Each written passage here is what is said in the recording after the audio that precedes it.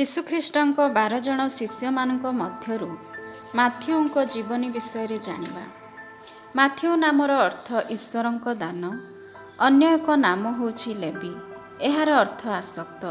ତାଙ୍କ ପିତାଙ୍କର ନାମ ଆଲଫି। କଫର୍ଣ୍ଣାହୁମରେ ଏହାଙ୍କ ଘର। ମାଥେୱଙ୍କୁ ଥୋମାଙ୍କ ଜନ୍ମଜ ଭ୍ରାତା ବୋଲି କେତେକ ଅପମାନ କରନ୍ତି। ସୁସମାଚାରରେ ଏହାକୁ କରଗ୍ରାହୀ ଆଖ୍ୟା ଦିଆଯାଇଛି। ଯେଉଁ ଧୀବରମାନେ ଗାଲିଲି ସମୁଦ୍ରରେ ମାଛ ଧରନ୍ତି, ସେମାନଙ୍କଠାରୁ କର ଆଦାୟ କରିବା ଏହାଙ୍କ ପ୍ରଧାନ କାର୍ଯ୍ୟ ଥିଲା। ଏଥିରୁ ଜଣାଯାଏ ଯେ ସେ ଜଣେ ଧନୀ ଲୋକ ଥିଲେ। ହେରୋଦ ରାଜାଙ୍କ ଅଧୀନରେ ସେ କର ଆଦାୟ କରୁଥିଲେ, ସେଥିପାଇଁ ସେ ଯିହୁଦୀମାନଙ୍କ ଅପ୍ରିୟ ଥିଲେ। ସେ ପ୍ରଥମେ ଯୀଶୁଙ୍କର ଗୁପ୍ତ ଶିଷ୍ୟ ହେବା ପରେ ଗୋଟିଏ ବଡ଼ ଭୋଜିର ଆୟୋଜନ କରିଥିଲେ। ସେ ତରବରରେ ପ୍ରଭୁଙ୍କର ପଶ୍ଚାତଗମନ କରୁଥିଲେ। ସେ ଜଣେ ନମ୍ରଶୀଳ, ମୌନ ଓ ଧ୍ୟାନପରାୟଣ ଲୋକ ଥିଲେ।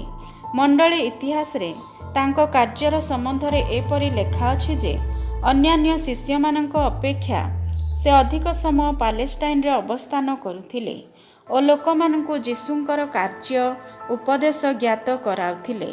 ଆଉ ଅନେକ ଏହିପରି ମତ ପ୍ରକାଶ କରନ୍ତି ସେ କୁଶ, ପାଥ୍ୟ, ମିଶର ଓ ମାକିଦୋନିଆରେ ସୁସମାଚାର ପ୍ରଚାର କରୁଥିଲେ। ପ୍ରାଚ୍ୟ ମଣ୍ଡଳୀ ମଧ୍ୟରେ ସେ ସ୍ୱାଭାବିକ ଭାବେ ମୃତ୍ୟୁଭୋଗ କରିଥିଲେ।